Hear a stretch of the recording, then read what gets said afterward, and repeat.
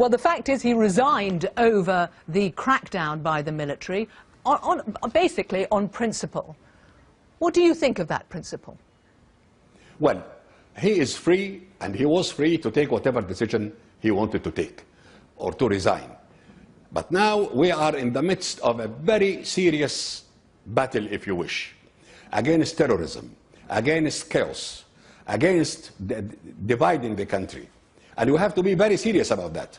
You either take this position to save the country and get it back to the road of democracy, or take other decision according to your beliefs. You can resign, you can stay, you can oppose, you can do whatever you want. But he resigned. This country is going through a very serious period, challenging period, and you have to be very serious about it. Okay, we cannot well, let's be serious. allow any chaos or any chaotic policies or groups to hijack Egypt. Okay, well, the military's response to this crackdown, Amnesty International said, was a clear violation of international law and standards in what can be described as no less than utter carnage. No, I believe many of us differ with such conclusions, because it is first of all, dealing with the demonstrations and the chaos is the job of the police, not the military.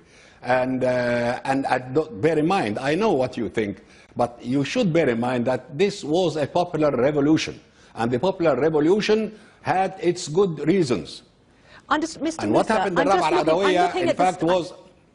I'm looking at the figures. 1,000 people have died since the president was deposed. Less than 100 of those are from the security forces. Now, is that a violent crackdown or not?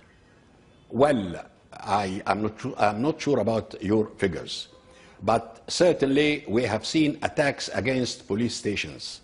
Certainly we have seen attacks against civilian population. Certainly we have seen attacks and counterattacks coming from squares and from demonstrators. This is chaos, and it is the responsibility of the state to stand firm against such practices and to bring things back to order. So we don't. Was it right what the military did? All of us should lament and all of us should.